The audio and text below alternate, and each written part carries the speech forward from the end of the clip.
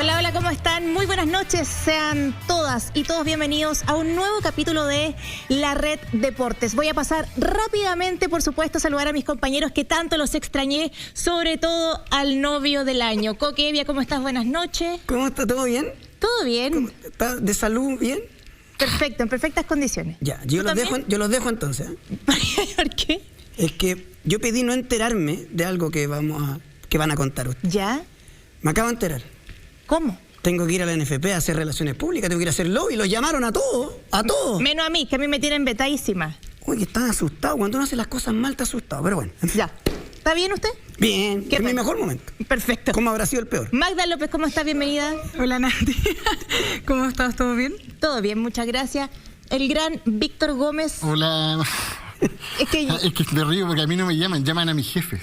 Claro, es que a ti también te tienen vetado. No, es que el teléfono rojo va a llamar a Víctor Gómez, el que estoy viendo, así que se Todos conocen mi número, pero no me llaman de la NFP. Es verdad, y como otro lunes estamos también con el profesor Alejandro Torres. Alejandro, ¿cómo estás? Hola Natalia, ¿cómo estás tú? Muy bien, ya voy a ir contigo pronto.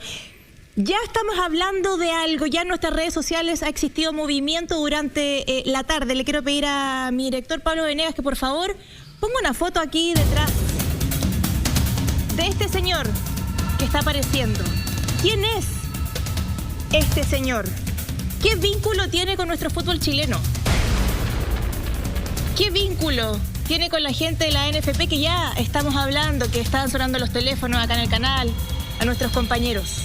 No se separe de las pantallas de La Red Deportes, porque acá, junto a Víctor Gómez, junto a la Magda López y junto a Coque Evia, les estaremos contando una más de algunos personajes de nuestro deporte chileno.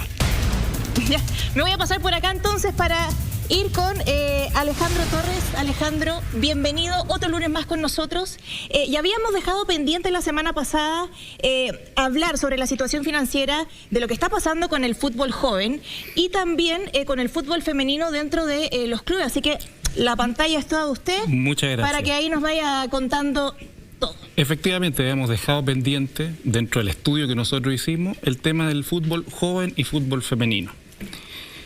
Primero, dejar en claro que se trata esto de una investigación en la cual hay una serie de indicadores financieros y de estados financieros que uno los recoge y los analiza. Ajá. ¿Ok? Es información pública disponible. Probablemente los clubes tengan otro tipo de información y además revelen información distinta a la ANFP que sea con mayor grado de profundidad. Esta es la información que conocemos todos. Desde ese punto de vista, de los estados financieros analizados el 31 de diciembre del 2020, tenemos que la cifra a la cual invierten o gastan, depende del cristal con que se mire, los clubes de la primera división, es lamentablemente menos de un 1% de los ingresos. ¿Sí? Eso es lo que revelan los estados financieros. Menos del 1% de los ingresos totales que tiene la industria son destinados al fútbol joven. Tal como lo revelan, siempre haciendo ese énfasis, los estados financieros a esa fecha. Puede haber más inversión, sin lugar a dudas, pero como está revelada en esos estados financieros, es esa cifra, lo cual obviamente es escuálida, ¿te fijas? Es nefasto, sobre todo porque vemos que el recambio no está funcionando y culpamos a los jugadores, pero en el fondo hay otros responsables. Además, todas las memorias, cuando uno las analiza y las lee, dice el fútbol joven es lo más importante, el futuro, el fútbol femenino, también, etcétera, etcétera. No hay ninguna memoria de un club que nos diga que hay desarrollo, pero con esa cifra no vamos a llegar. Es más, en el caso de la primera división, se produce un efecto re importante que hay que siempre tener claro. Los estados financieros, muy en resumen, tienen en su parte derecha activos, es decir, lo que yo tengo, lo que me pertenece. Y en la parte del otro lado están las deudas y lo que me queda es el patrimonio. En el análisis de las cifras del 2019 al 2020, los activos totales han disminuido un 12%.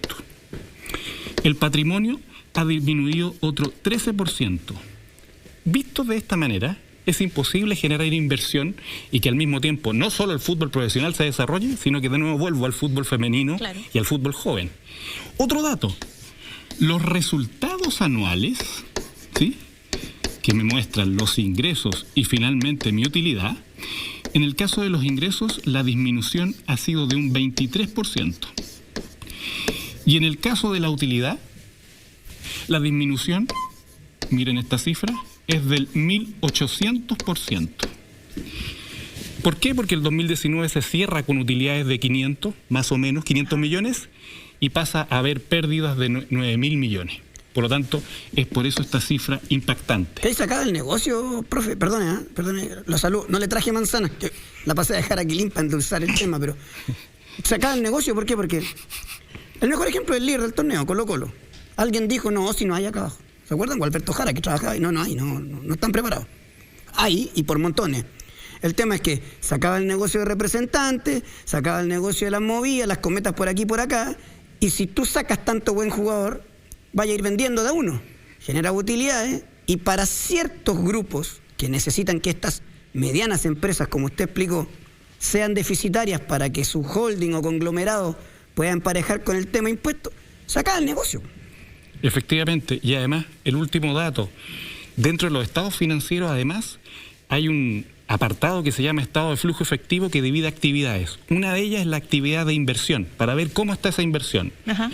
En los últimos 2 años, 2019 al 2020, la disminución del flujo de efectivo es de un 50%. O sea, por ninguna parte puedo seguir creciendo. Sin todas estas variables es imposible crecer. Ese es el mensaje. Y profe, ¿qué tendría que hacer un club? No sé, por ejemplo, Universidad Católica, Universidad de Chile, los más grandes. ¿Cómo deberían ellos, en el fondo, invertir para este fútbol joven o para el fútbol femenino? Porque una cosa es que les interesa hacerlo y otra cosa es que no tengan los medios.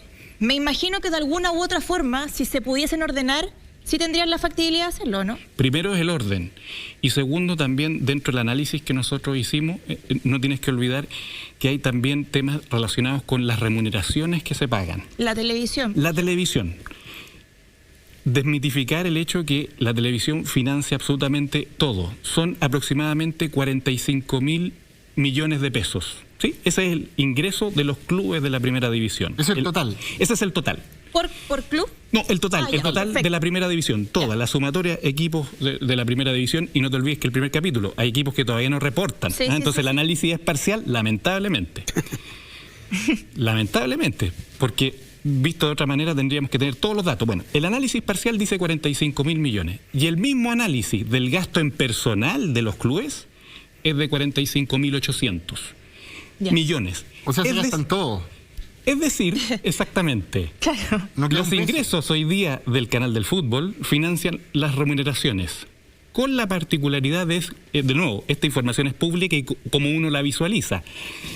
Le llaman de distintas formas, aporte, canal del fútbol, etcétera. No hay algo puro, ¿te fijas? Por ejemplo, Colo-Colo dice publicidad y canal del fútbol. Ajá. No tenemos el número exacto, pero con lo que vemos hoy día de los estados financieros, la remuneración es cubierta en su totalidad Oiga, por pero el es canal. súper grave lo que está diciendo usted, porque está diciendo que entran 45 y se gastan 45.800. O sea, están gastando más de lo que ingresan. Así es. Pero adicionalmente usted está diciendo que se gastan toda la plata de la tele. Dicho de otra forma, sin la tele no vive el fútbol.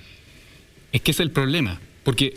¿Y el estadio, por ejemplo? Mira, estos son sociedades anónimas y hay que analizarlas como empresas. ¿Cuál es el problema de una empresa? Ingresos, gastos, y eso significa un margen para absorber otros gastos posteriores. En el caso del fútbol, ingresos, gastos, y no tienes ningún margen hacia abajo para seguir invirtiendo y gastando. O sea, ese es el se punto. confían del borderó. En el caso de la pandemia Pero no ha habido bordero. Claro, y para ser honesto, en primera división, ¿cuántos clubes agarran buenas lucas por bordero? Los más grandes. ¿5? En el caso del borderó, las cifras también de los estados financieros dicen una disminución del 73%. Lo que representa de los ingresos, el 2019, un 11.9%, y el 2020, un 4.2% de los ingresos. Obviamente por la pandemia, etcétera. Desde el estallido social que empieza a bajar también. Pero el ingreso de las personas o el estadio no significa un gran elemento para los clubes finalmente. Es más un finalmente gasto. es todo canal del fútbol. ¿Te fijas? La importancia de los ingresos de la entrada es de un 4%. O sea, nada. O sea que en la figura en la que estamos, por razones sanitarias, los equipos les conviene seguir con restricciones de público si finalmente el bordero no es un aporte. Es un efecto simbólico finalmente, que vuelva, además que vuelva la gente y además con un aforo reducido. Entonces, si antes no iban muchas personas, ahora con menor Pero razón. no olvidemos que hubo muchos clubes que querían que se abriera nuevamente el estadio para que la gente comenzara a ir. Entonces, claro, llama la atención el saber, o sea, pensar como no ganan muchas lucas, no tienen un margen como tan grande, pero insistieron en eso.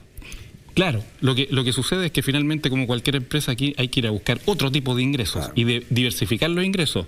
Pero si yo invierto un 1% en otro negocio que sí me podría ingresar, como los juveniles. Como los juveniles, o el fútbol femenino que está en desarrollo, absolutamente. Un juego olímpico que o sea, aquí queda la plata del bordero, que no está pero va a venir ya, la plata de alguna venta de jugador, que si invierte el 1% está difícil. Va a ser de repente. La plata de los sponsors, de la marca de la camiseta, que cada vez es menos. Recordemos, el ejemplo en este caso de Adidas con Colo-Colo te mata, porque hablaban de 10 millones de dólares, sí, tienen que llegar como a la semifinal de la Libertadores para que sea eso, es mucha menos plata que el sponsor anterior, que era Umbro. Y después, para contar, no hay mucho más para donde poder echar mano por plata. Lo que te salva en algún momento, y así, con esas mismas palabras, es una participación en Copa Internacional. Claro. Una Copa Libertadores, una Copa Sudamericana, claro, con una buena cantidad de recursos que puede dar vuelta a un balance, pero es muy eventual. Sí, pero salvan los que clasifican, nada más. Exactamente. No, y depende del club, o a lo mejor a Colo-Colo y a la Universidad de Chile no le da vuelta la pérdida que tiene, pero yo analicé, por ejemplo, el caso de Coquimbo Unido, que al participar en Copa Sudamericana, ese ingreso sí que fue relevante. Y en ese sentido, ¿cómo lo hacen, por ejemplo, con los refuerzos? Si no tienen plata para traer refuerzos, pensando ahora en que están todos en esa. Es el problema de Colo-Colo, tío. ¿Se endeudan? Sí, claro. ¿Piden plata prestada? Ha bajado también la inversión en intangibles, que es donde uno puede visualizar dónde están los jugadores, ¿no es verdad? Es un pase que uno compra los derechos federativos y eso está registrado técnicamente como intangibles. Esos intangibles también se han ido disminuyendo y se ha optado quizás por los préstamos, etcétera, etcétera. No hay una inversión propiamente tal en jugadores. Si no tienen de dónde sacar, si los bancos ya no les pasan plata porque no son fiables, ¿de dónde sacarán plata? Pregunto yo, Víctor, Magda. Del factoring. ¿Cuál es el factoring? ¿Quién lo creó? Adentro del fútbol. Copiapó, Rangers, Antofagasta. Ahí hay en esos tres equipos, dos presidentes. Esos dos presidentes son los dueños del factoring. Factor One, fútbol chileno. No es tan simple. Esto no es como que yo me venga a ser el gran periodista. Google. ¿Verdad? Es el factoring de hoy día, el factoring del F5 de hoy, porque siempre existió factoring. Claro. Recuerde usted que hubo un vicepresidente que era el dueño del factoring completo. Sí. Que manejaba, que era dueño de los buses, ¿se acuerda? Sí, señor. Además, hermano del otro. En otra. Sí. Claro, es la venta. ¿Lo puedo decir? Para que la gente... Sí, dígalo. Yo no sabía, porque uno de los Marinakis... Claro, Jorge Marinakis, por cierto. Era el que prestaba la plata, pero adicionalmente era el vicepresidente. Hay otro que prestaba platita, como el doctor Chapatín, en bolsas de papel craft. Ah, claro, todavía es dueño de un club. Sí. Profe, la próxima semana yo sé que vamos a estar nuevamente contigo. ¿Con qué tema vamos a ahondar en este próximo lunes? Vamos a dar un toque final a lo que es el análisis. Vamos a ver algunas píldoras relacionadas con la eficiencia del gasto. ¿Ya? Cuánto le costó al equipo favorito tuyo, de Víctor, de Magda, de Coque, cada gol. Había a definir el de Coque, ¿eh? Todavía sí, no... Cada gol, cada punto, y vamos a llegar a cifras millonarias por cada gol o por cada punto obtenido. Eso es lo interesante. Eso está interesante. ¿Cuánto invirtió cada equipo en un gol? En un solo gol. En un solo gol. Imagínate. Un valor unitario. Y también, como vienen los partidos de la eliminatoria, claro, vamos a meternos en valorización. ¿Y por qué ocupamos el lugar que ocupamos en la tabla de clasificación del Qatar 2022? Tiene una relación económica el lugar que estamos ocupando hoy día. Interesante, Alejandro Torres, muchísimas gracias. Nos vemos el próximo lunes, que le vaya muy bien. Yo vuelvo ahora a mi lugar, porque ya hacía referencia al principio de este programa.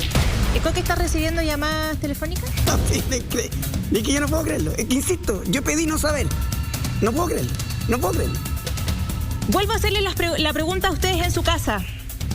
¿Quién es este hombre? Bueno, ya vemos que es carabinero o ex carabinero. Está aquí a mis espaldas. Y este hombre tiene hoy en día un vínculo tremendo con nuestro fútbol chileno. De verdad que yo estoy impactada. Llegué 4 horas antes de ir al canal solamente para saberme al revés y al derecho esta información. Y no a peinarme. No como Coque. Si ustedes quieren saber quién es este hombre que hoy en día está de la mano con nuestro fútbol chileno, no se separe de las pantallas de la red. Nos separamos un instante y ya regresamos. Con Víctor Gómez.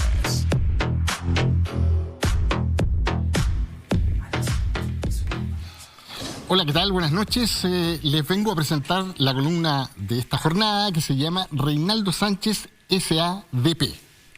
Para muchos, el retorno de Reinaldo Sánchez a Santiago Wanderers resultó llamativo y hasta pintoresco.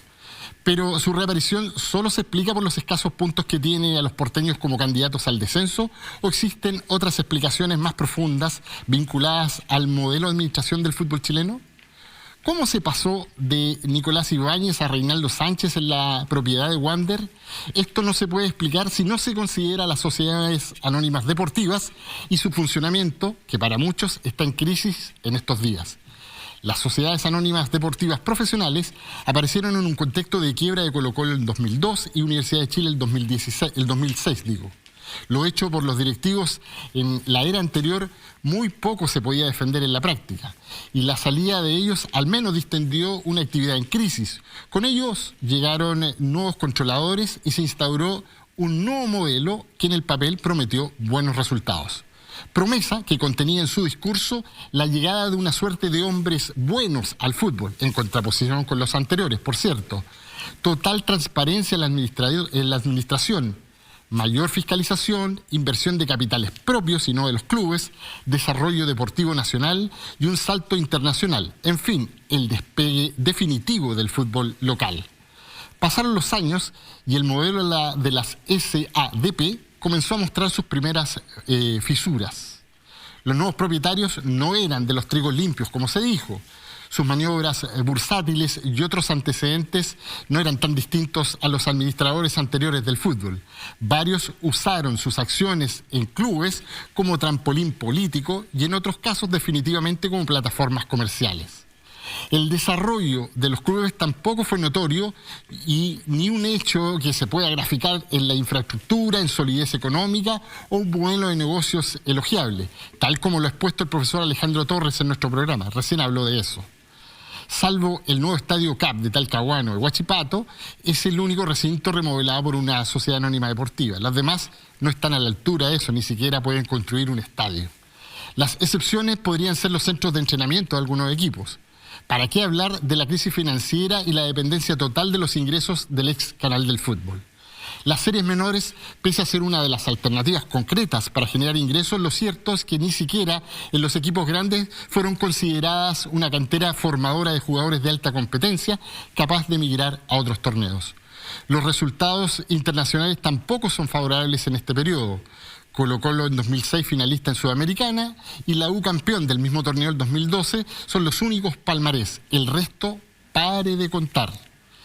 En esta era, en la NFP se produjo la presidencia de Sergio Jadue, digitada por los equipos grandes, periodo marcado por robos millonarios y actos ilegales por doquier por una cáfila de dirigentes que siguen impunes, varios de ellos como propietarios y directivos del Consejo de Presidentes. El modelo que prometía transparencia, probidad y manos limpias no cumplió. Hoy Pablo Milat anuncia nuevos estatutos, pero no goza de la credibilidad pública para transparentar la propiedad de los clubes, incluidas las sociedades anónimas deportivas, incluir a mujeres en todos los cargos y separar a la federación de la NFP. Dicen que lo suyo es gatopardismo puro, que promete cambios para no cambiar nada. En 2005 a la fecha, el modelo de las SADP es imputado o impugnado por la incapacidad de generar procesos de mediano plazo, por la alta rotación de controladores, además por la falta de fiscalización de los organismos competentes pese a las altas irregularidades y faltas graves. De hecho, los accionistas no son inhabilitados para ejercer sus cargos. Y finalmente, el cruce de la propiedad entre representantes de jugadores y clubes no tiene límite, menos la propiedad de más de un equipo de parte de un empresario o un agente. Reinaldo Sánchez retornó, pero ahora cuando su club es una sociedad anónima deportiva. Un modelo en crisis profunda, tal como lo está Wanderers en el torneo nacional. Veremos cómo le va ahora a Reinaldo Sánchez S.A.D.P.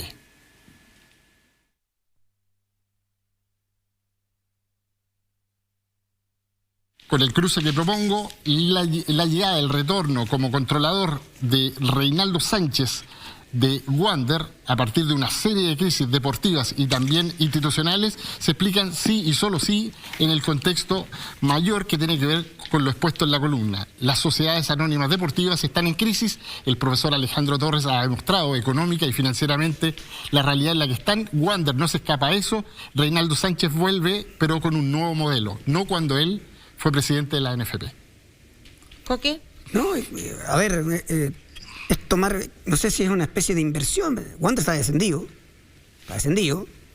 y ahora habrá que ver cómo se logra recuperar. Wander, hablando de lo que hablamos con el profe, Wander es un equipo que lleva mucha gente al estadio, o sea, genera por ahí algo de dinero, todo. Es la peor campaña, si no me equivoco, de la historia, el peor arranque, la primera rueda, tiene 2 puntos. Sí. 2 puntos. Nada, ojalá que se arregle por la gente de Valparaíso. Y en el caso de Reinaldo Sánchez, lamentablemente hay que evaluar con el diario del lunes. Si le va bien y si le va mal, sonó nomás. No llegó muy bien, sí, la familia diciendo que los refuerzos era uno más malo que el otro, sí, etcétera. Claro. Pero bueno. Parte de la comisión fútbol, el nieto.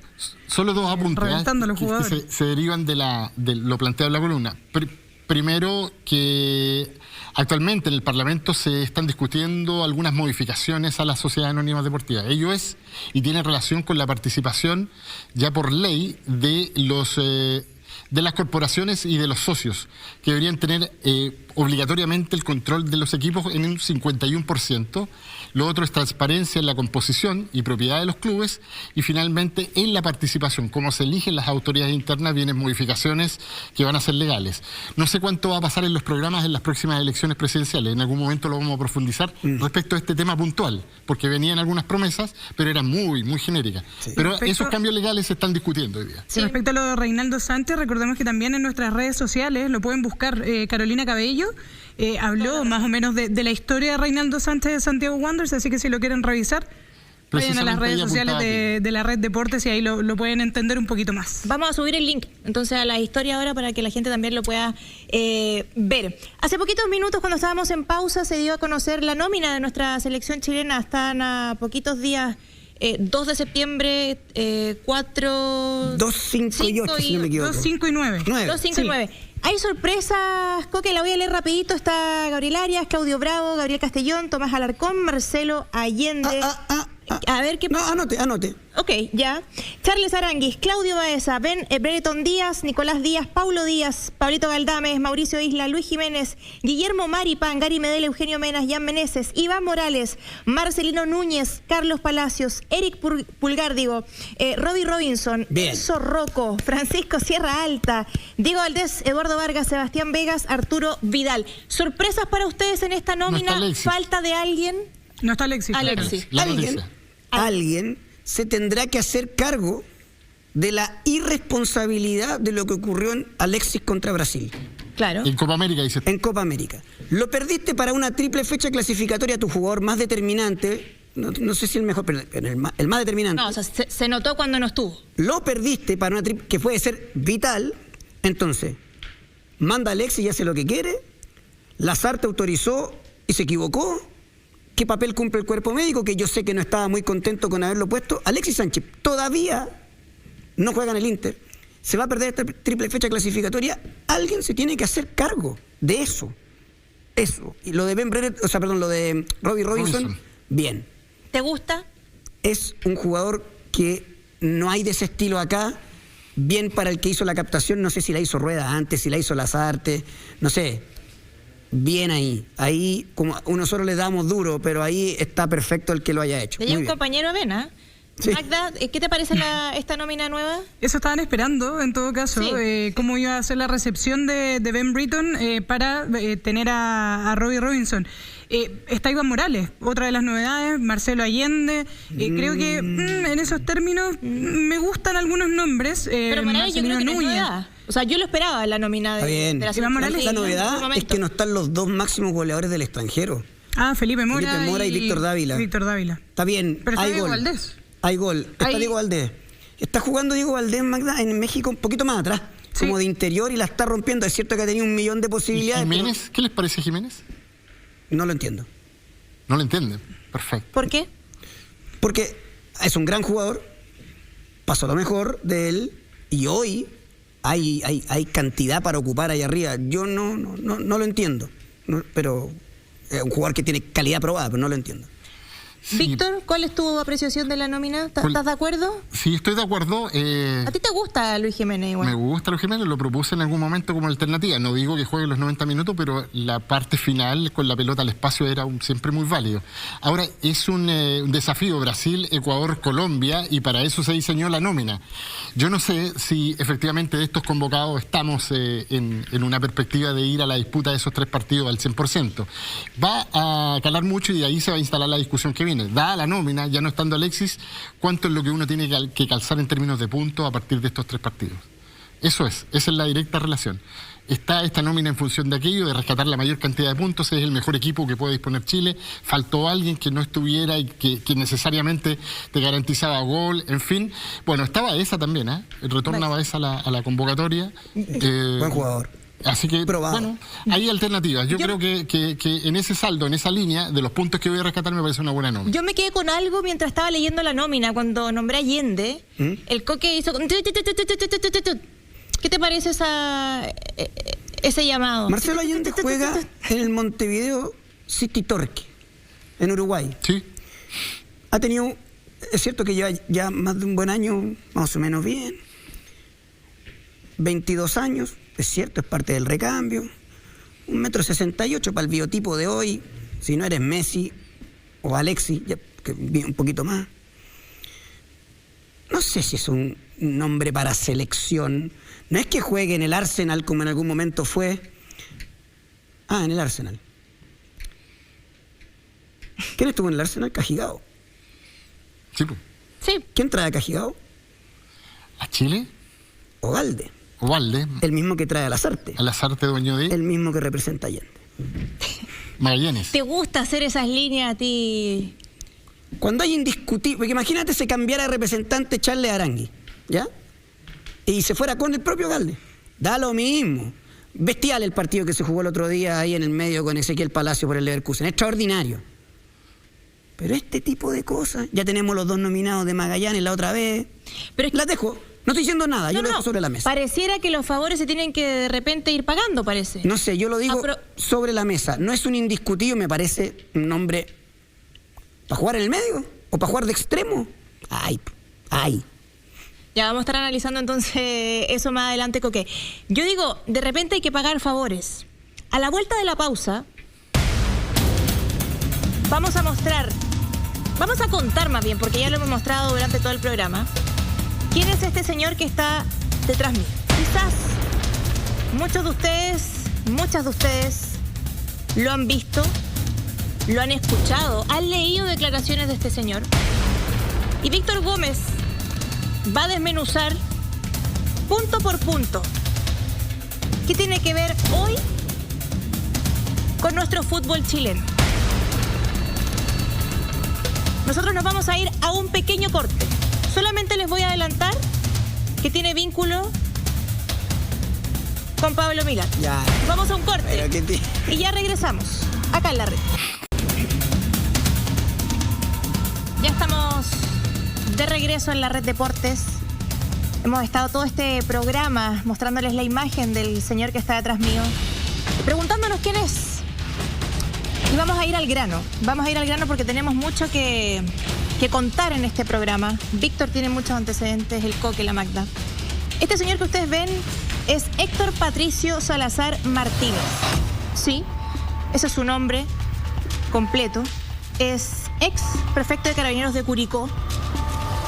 Fue general de la 7ª Zona Policial del Maule en marzo del 2018. Se fue a retiro en noviembre del 2020. Lo pasa a retiro Mario Rosas. Sí, una persona que ustedes probablemente en su casa lo han escuchado harto desde el estallido social.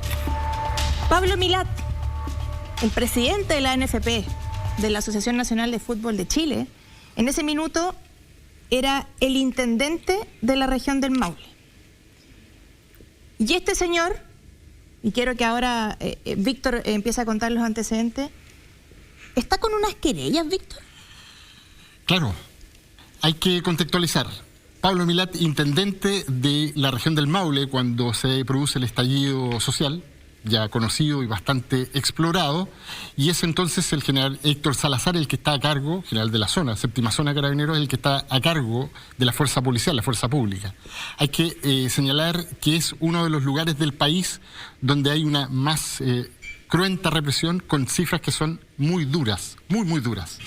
Solo a modo de ilustración, comprobada por el Instituto Nacional de Derechos Humanos, es decir, denuncias hechas en ese organismo público. 113 acciones judiciales, que significan un fallecido, 3 lesiones oculares o 3 lesionados oculares, es decir, perdieron sus ojos, 112 por lesiones físicas y 28 por daños psicológicos. Ahí hay 3 en particular, mujeres, que están agrupadas en 2 tipos de querellas. Una es Javiera Rubio, voy a dar los nombres, Florencia Ibáñez y Daniela Pérez. Florencia Ibáñez y Daniela Pérez están agrupadas porque fueron afectadas y violadas sus derechos humanos, recibieron balines en manifestaciones, fueron lesionadas gravemente y por ellos hay querellas criminales producto de que se considera la violación de sus derechos humanos. Querellas que van por escalafón, evidentemente por el presidente de la República, ministro del Interior, intendente, que es Pablo Milat en este caso, y particularmente en el caso de Héctor Salazar, a quien ya tú describiste, que persiguen, no porque él haya sido el que ejecutó los disparos, balines y heridas en las manifestaciones y toda esta cruenta información que estamos dando, sino por lo que se llama la responsabilidad del mando. La pregunta es ¿por qué está vinculado el fútbol? Claro, o sea, por ahora me están contando algo que uno tiene que partir siempre de esta especie de que hay que partir por la cuestión de la inocencia. Te lo digo al tiro. Presunción de inocencia. Esa era la palabra, de presunción de inocencia, pero esto pasó cuando Milat era intendente, no entiendo la mezcla, digamos. Aquí viene el vínculo, muchachos. Espérenme, es que antes de que sigamos con el vínculo, me gustaría que el director, por favor, pusiera una cuña que Héctor Salazar emite cuando estábamos en estallido social, cuando se ejerce todo lo que estaba comentando Víctor. Están en todo su derecho de querellarse y nosotros a la legítima defensa. Pero no se olviden que nosotros no empezamos este estallido. No somos los carabineros culpables de esto. Si no hubiera sido por nosotros, habrían quemado Talca o Curicó. Nosotros hicimos lo que teníamos que hacer. Nati, Víctor. Esa declaración que es, a todo juicio, por lo menos polémica, es del actual jefe de seguridad de la ANFP. De este señor carabinero, o ex carabinero, estamos hablando. La ANFP de Pablo Milat, que era intendente en esa época, en el estallido social, ¿sí?, en octubre del año 2019, es el actual jefe de seguridad de la ANFP. Con ellos debería viajar, y así lo tenemos acreditado, la selección chilena a Ecuador y Colombia en los próximos duelos eliminatorios que ya dimos la nómina. Esto es lo que estamos denunciando. Un general de carabinero acusado de violaciones a los derechos humanos en el contexto del estallido social es el actual jefe de seguridad de la ANFP. Más antecedentes, la dependencia de la gerencia de competiciones está además secundado y acompañado de otro ex carabinero, el señor Luis Badilla, en estas funciones. Es lo que estamos planteando. No. Ahora, Coque, Sí, por favor. Casi normal que los clubes tengan ex carabineros como jefe de operaciones de seguridad. El tema es esto. O sea, tiene 3 querellas y no solamente eso. O sea, habían otras denuncias cuando él era jefe de la zona de la región del Maule que también hablan de eso, de violación a los derechos humanos. O sea, otra más. Es que es eso. Yo perdón que me ría, porque es un tema más que serio. Es muy bueno lo que marca la Magda, porque efectivamente muchos clubes tienen ex carabineros y lo hacen no solamente bien, sino que es todo mucho más fácil, conocer los procedimientos, hay comunicación directa, termina siendo una buena incorporación.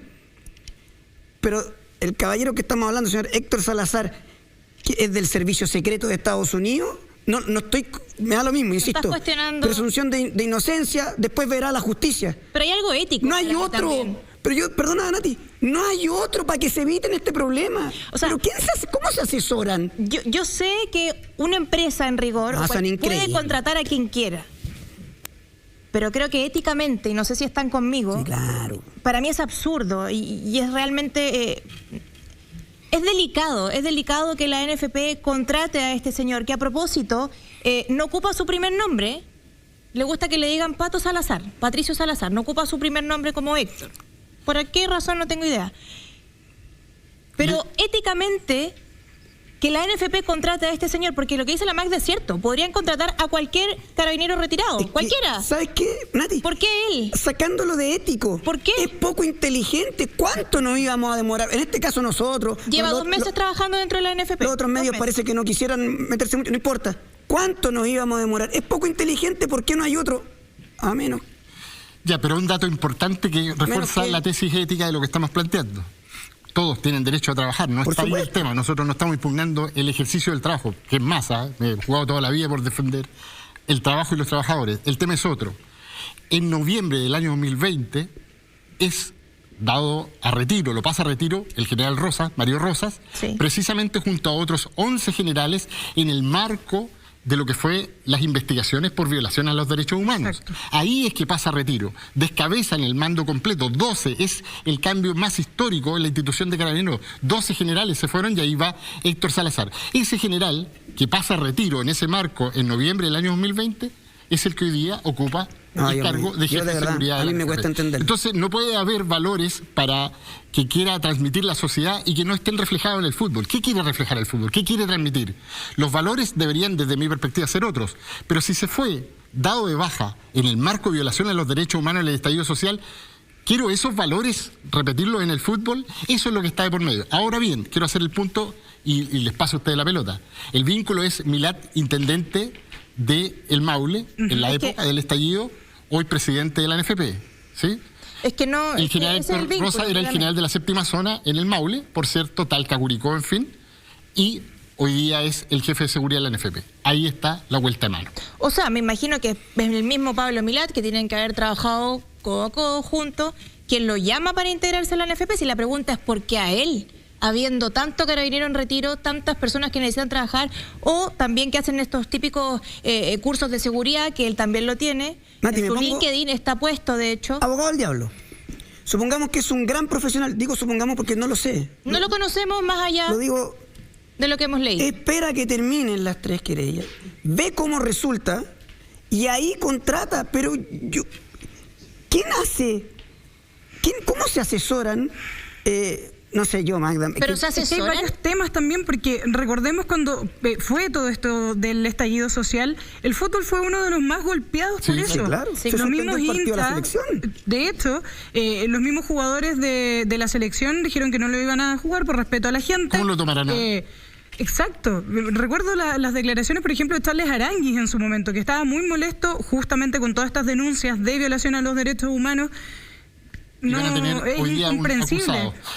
Quiero solo decir algo, porque esto lo reporteamos en detalle, y uno de los abogados querellantes nos plantea de que no resolverse en la justicia chilena, es decir, que las acciones judiciales no alcanzaran la responsabilidad del mando, van a insistir en al menos 3 instancias internacionales para perseguir precisamente la figura de la responsabilidad del mando. Así que ahí hay un tema que va a estar dando vuelta conforme se den algunas situaciones judiciales. Es que está- Quiero dar un nombre, Quiero Quiero hacer- dar un nombre. Está para agarrar frases del canal. Quiero hacer un saludo a Eduardo Fuentes, ¿no? El conductor de Mentiras Verdaderas. Sí. Que alguna vez dijo en este canal, no le ceden más. Lo dijo de otra manera. Corten el deseo. Así lo dijo, ¿no? De otra manera, por supuesto, porque estaba pasado a las 22. Ya, pues, córtenla, pues, muchachos. Si es de verdad, si es un tema de 1 más 1. Increíble. Yo tengo una pregunta desde la ignorancia, Víctora. Acá no hay nadie que fiscalice este tipo de No, contrataciones.